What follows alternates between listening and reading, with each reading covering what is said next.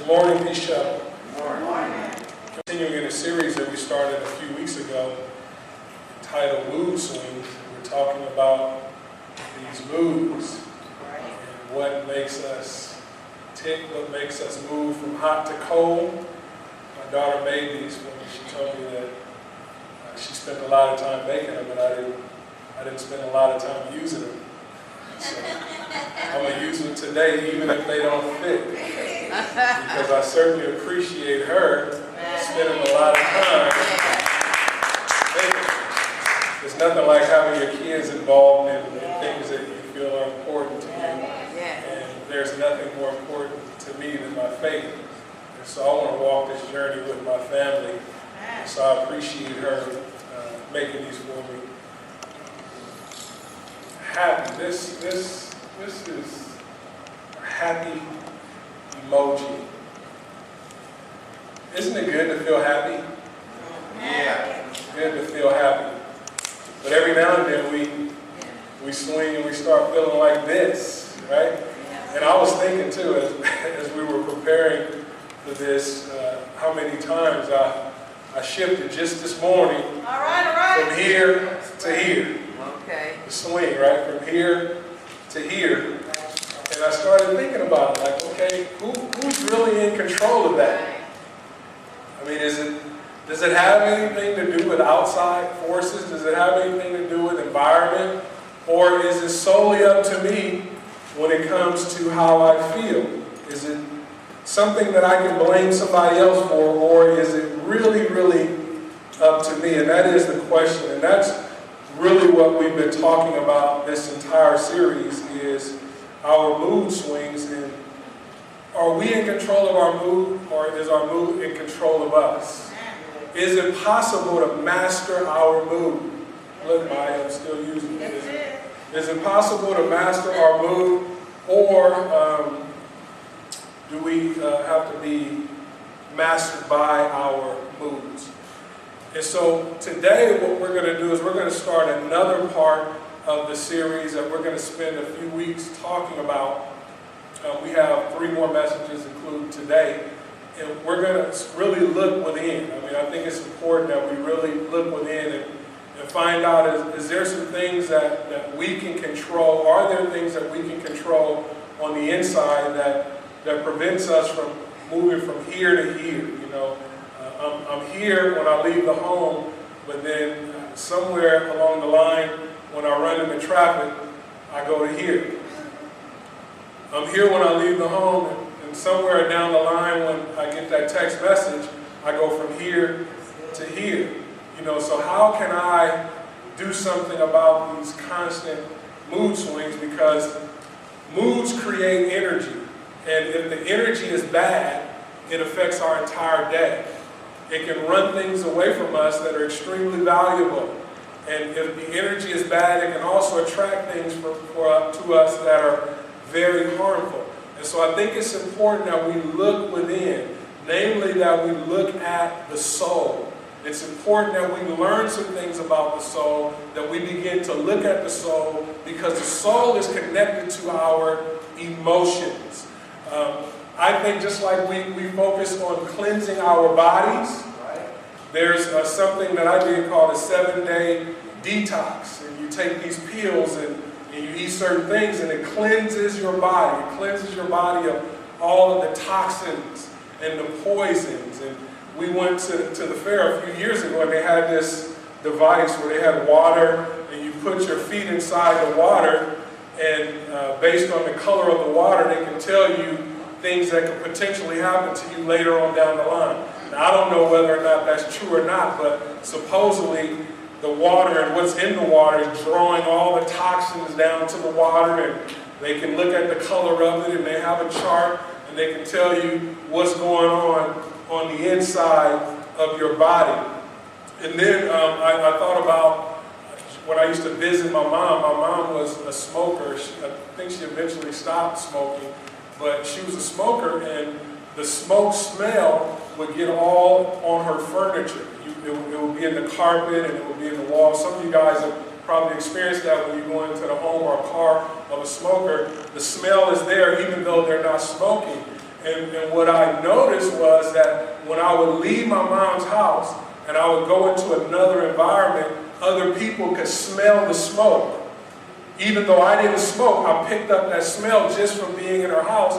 And she wasn't even smoking when I was in there. It was just that the smell was in the house, and it came with me, it traveled with me, it attached itself to my clothes. And I believe for many of us, that's what happens to our souls. All right. Okay.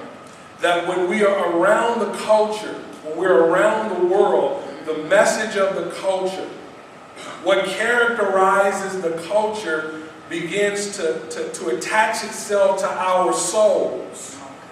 And just like we need to detox our bodies, we need to learn how to detox our souls. And so here's something that, if you're taking notes, I want you to write this down. It should be on the screen. You are not a body with a soul, but you are a soul with a body. It's very important that we get this.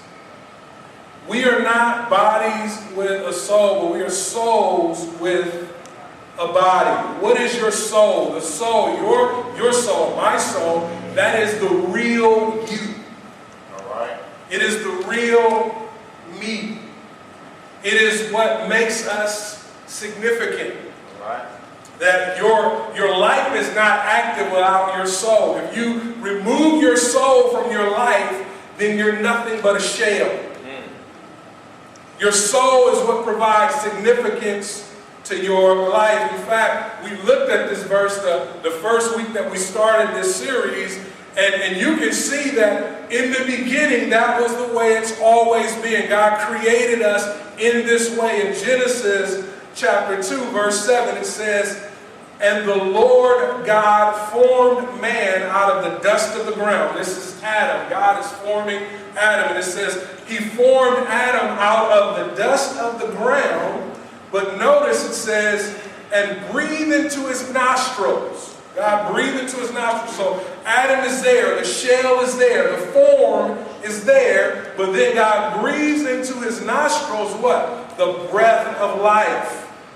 And notice it says, "and man became a living soul." And so Adam was there, the shell was there, but he wasn't activated until God breathed breath into his body. For the next couple of weeks, we're going to take a closer look at the soul. And today we're going to look at the restless soul. The restless soul. What is a restless soul? Let me give you guys some symptoms. It's not on the screen, but you need to know if you have a restless soul. The restless soul is always searching, but unable to find. This is the restless soul, and how it affects our moods, and how it affects our bodies, and how it affects our attitudes. Always searching, but unable to find. Interested in everything, but satisfied with nothing. That is the restless soul. The restless soul is anxious, always concerned about what's going to happen if I do this, if I do that. The restless soul is anxious.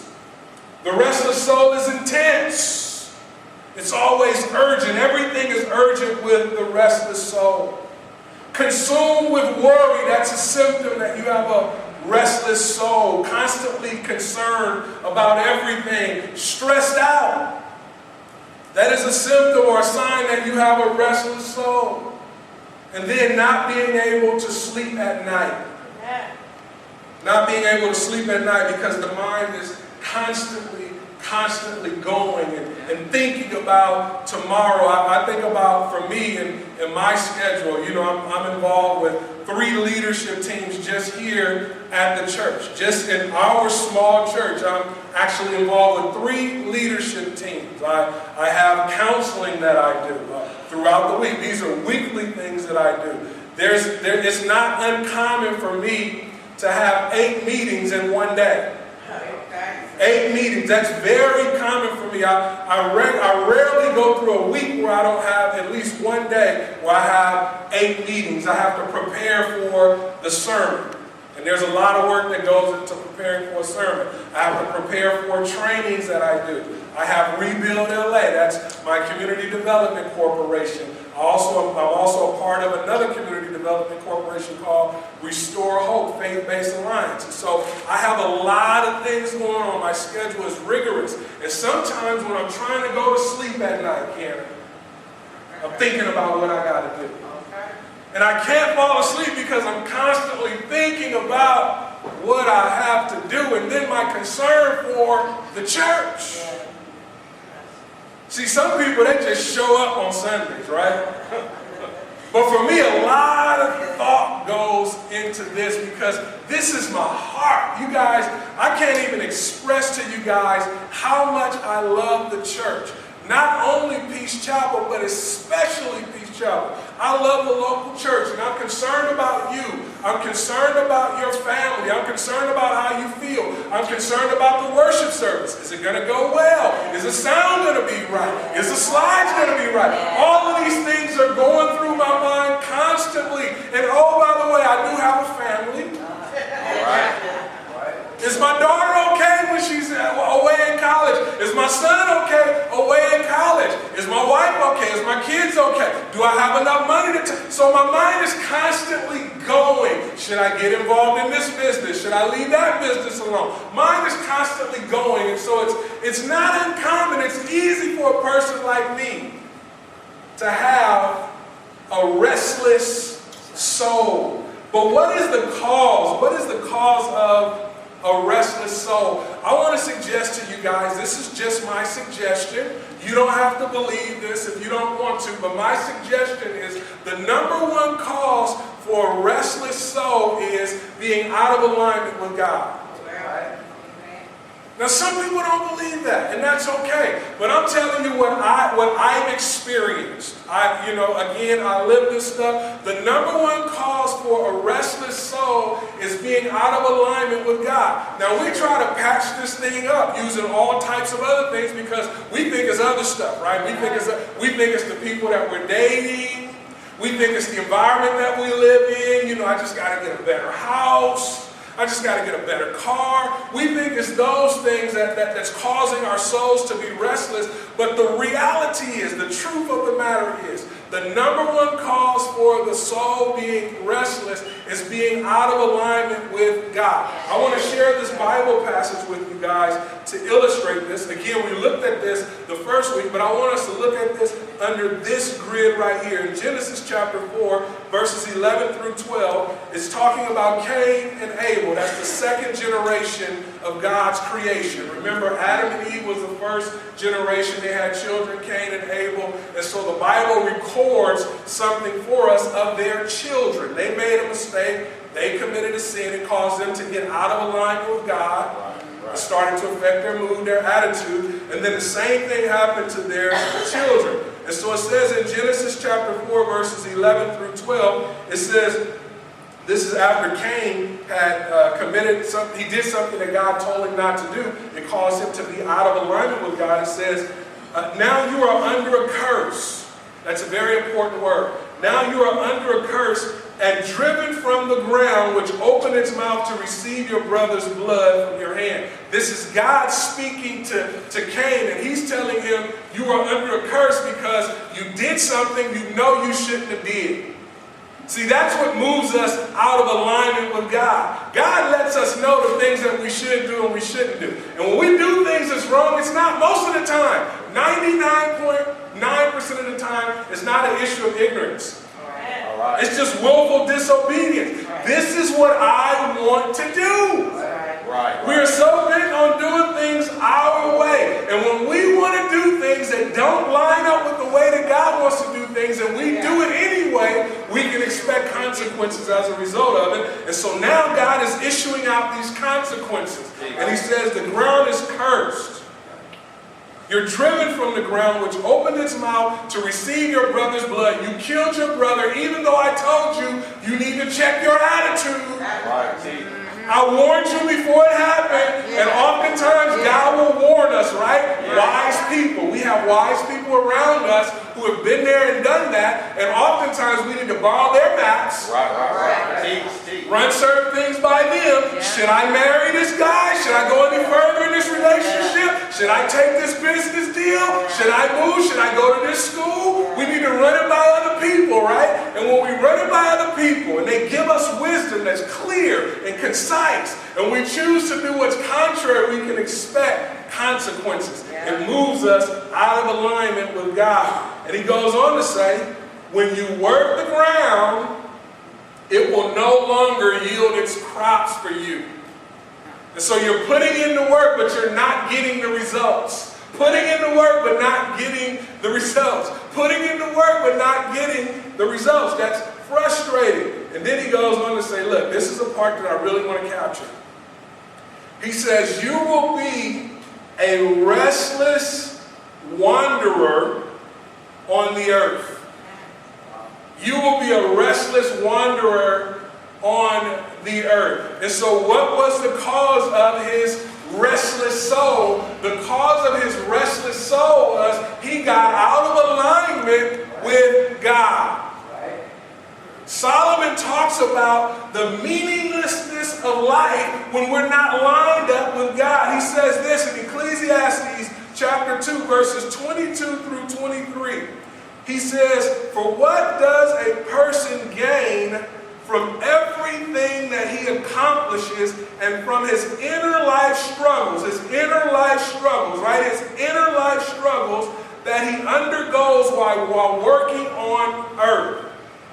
He says, indeed, all of his days are filled with sorrow, and his struggles bring grief. In fact, look at this. This is the part that I want to capture. In fact, his mind remains restless when? Throughout the night. Throughout the night. All right. Can't sleep at night. Man. Because he has a restless soul, because she has a restless soul. How did it happen? It happened because he or she moved away from God's will, God's plan for their life. All right. That will lead to a restless soul. And so we know how to detox the body. There are so many things out there on the internet that teach us how to detox the body, right? If you don't want to use the pills, you can do it naturally. We know how to detox the body. But how do you detox the soul? Come on. Teach, Doc. See, you should be glad that you're here because I'm telling you, look, you should be glad that you're here because I'm getting ready to give you the goods. Yeah. And so if you checked out, you need to check back in. If you need to leave early, you might want to hold up. How do you detox the soul? What is the cure? If you're taking notes, I want you to write this down. This is going to sound like preacher talk right here. It's going to sound like preacher talk. It's almost going to sound like a cliche, but I'm telling you the truth. Your soul can find rest in only God and God alone. There it is. The only place that you can find rest for your soul. Look, it sounds like preacher talk, right? It sounds like preacher talk, but I'm telling you, it's not just for preachers. It doesn't just come from preachers. If you talk to people who are truly at peace with themselves, people who just move through life, they just kind of move through life with a rhythm, right? And they don't allow outside things to shake them off or throw them off course. Not people who try to act happy on Sundays, but I'm talking about people who are generally happy and in control of their moods. What they've discovered is the only place where you can find rest for your soul is in God. That is the only place. David said this in Psalm 62, verse 1. I love this verse. Look what he says. He says, truly my soul finds rest where? In God. In God. My salvation comes from Him. Salvation there is not just being saved and going to heaven, but being saved from trouble. Any type of trouble, any type of outside trouble that comes against you, David is saying that for him, his soul finds rest in God. A car accident that he didn't expect, his soul finds rest in God. He gets a pink slip at his job. His soul finds rest in God. The person that he's put his trust in this relationship, he threw it all on the line. They let him down. His trust and his hope and his faith is in God. It's not about the outside circumstances. We've got to get this right here. There's no hope.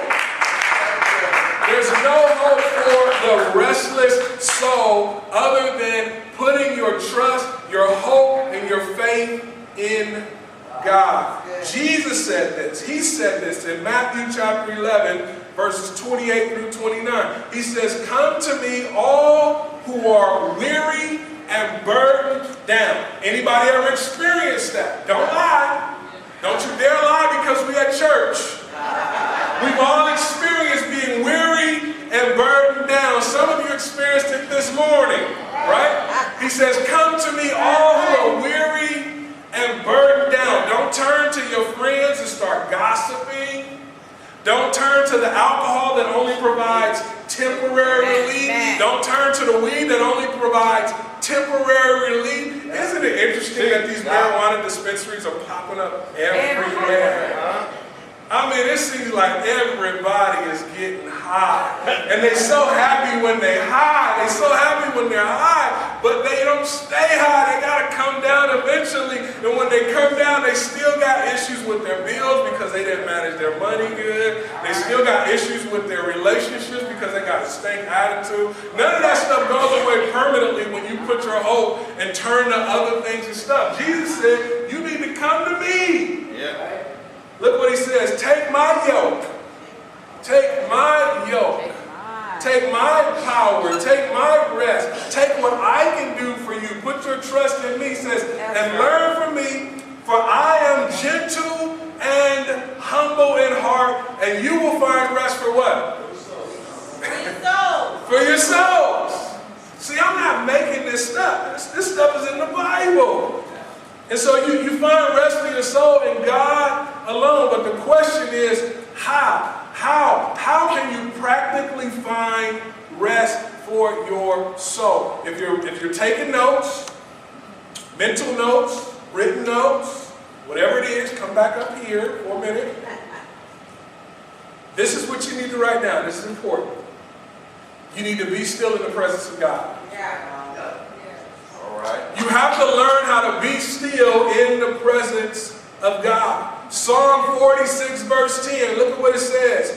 "Be still and know that I am God. I will be exalted among the nations. I will be exalted in the earth."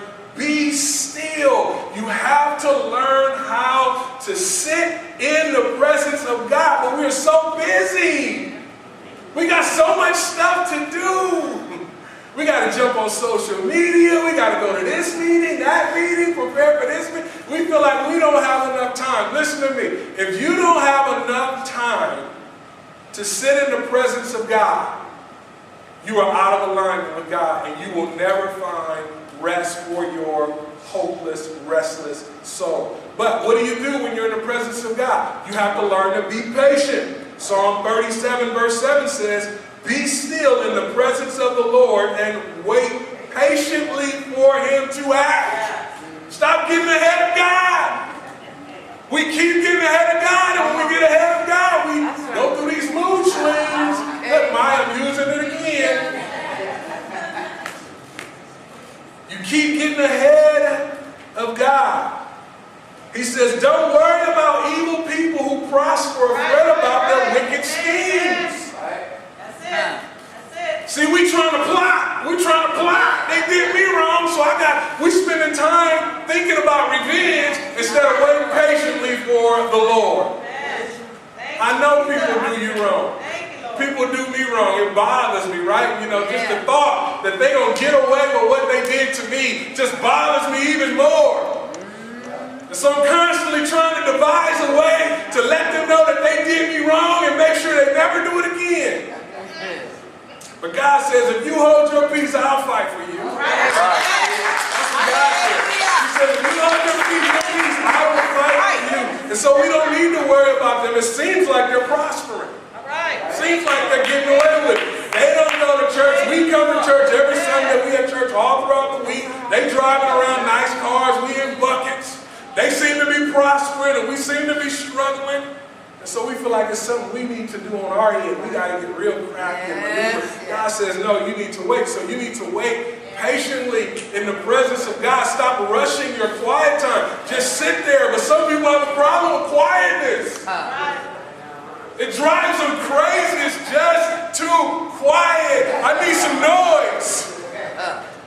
If you need some noise, if you just have to have some noise, why not put on some soft music, right? Some soft music while you wait in the presence of God. But it can't be soft music.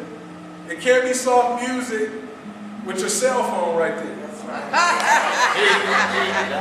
See, the problem with the soft music and the cell phone being right there is the cell phone can become a distraction. Yeah, distraction. See, the enemy, the outside forces, have an entryway into our souls, oftentimes through our devices. Yeah, that's true.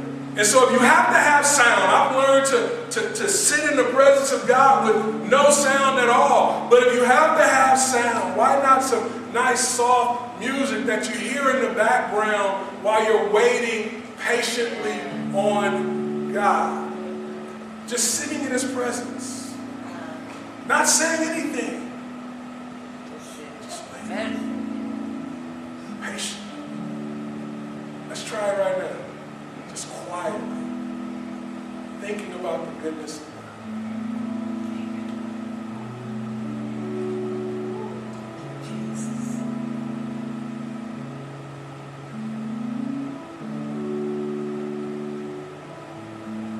Sitting in the presence of God, waiting patiently for Him. Psalm 130, verses 5 through 6. David said, I wait for the Lord. Yes. Look, then he says, my soul, we're talking about my soul. He says, my soul waits. Why did he say, I wait for the Lord, and then come back and say, my soul waits?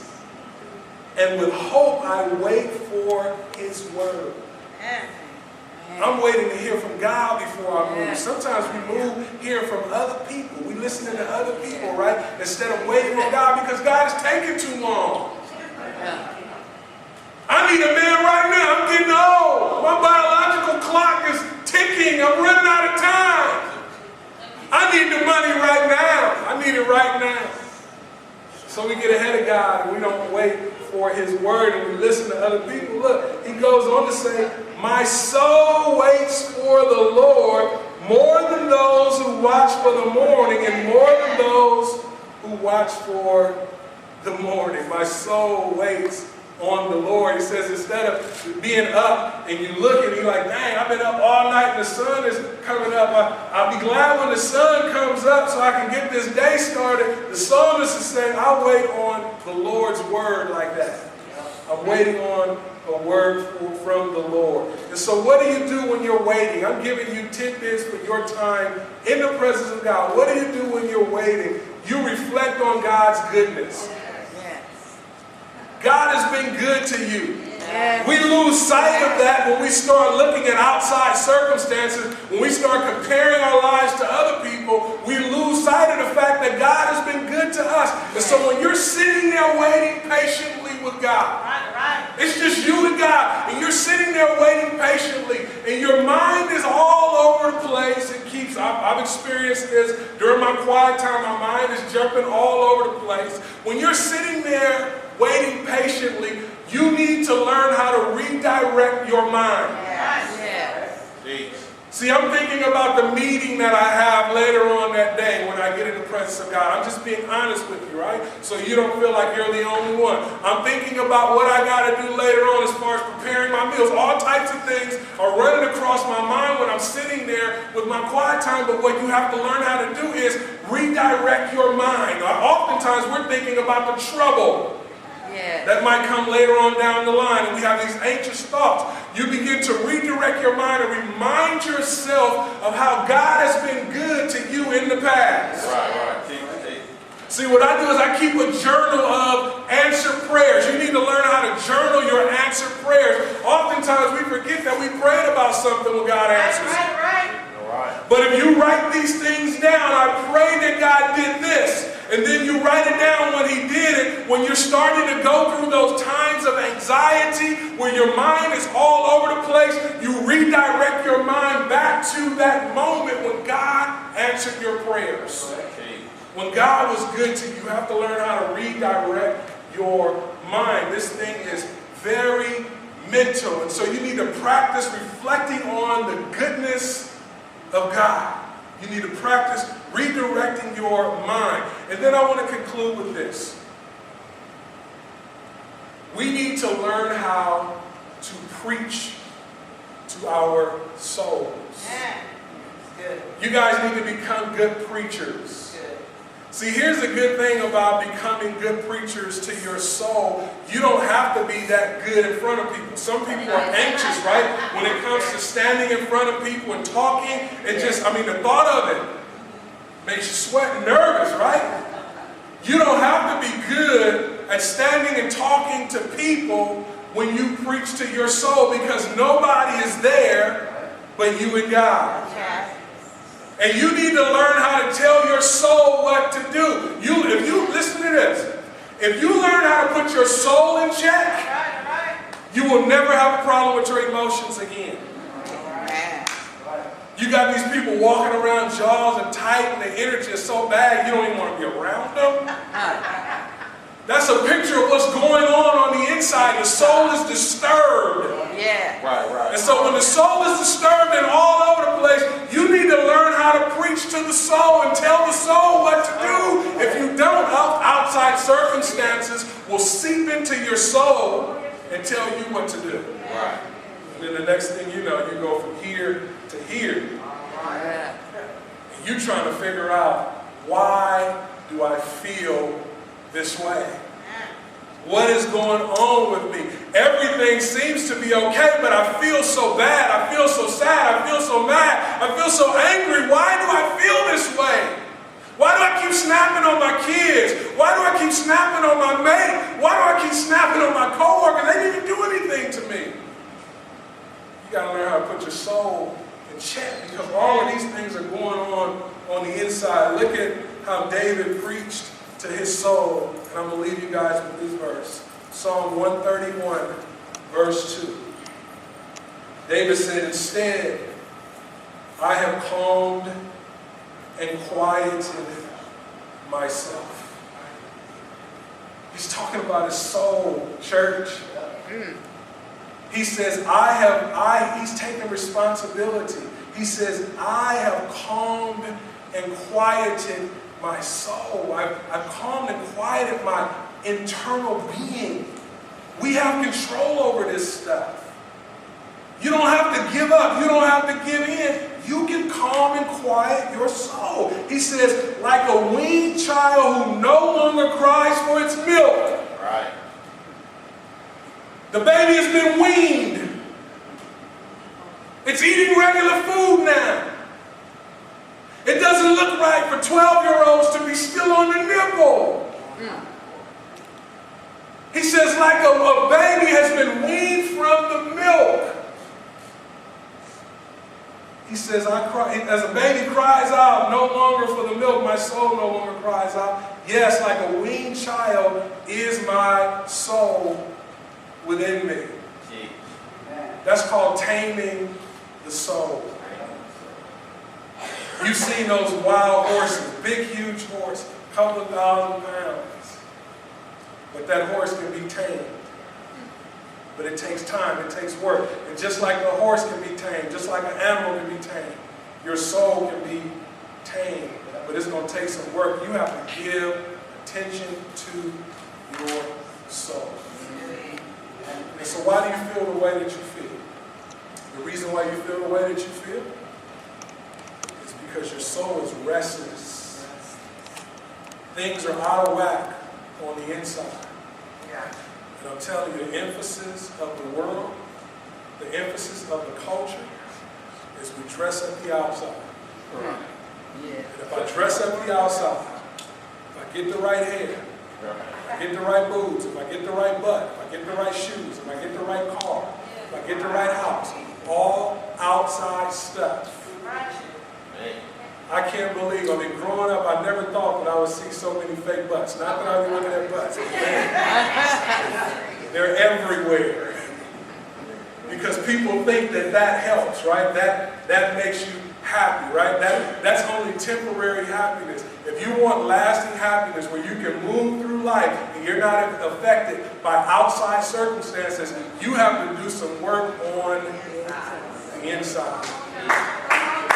There is a cure. There is a cure for the restless soul. I only gave you guys 1 point today. That's it. There is a cure for the restless soul. And the cure is God and God alone. You need to sit and wait patiently for God's word before you act. Learn how to practice sitting patiently, waiting for the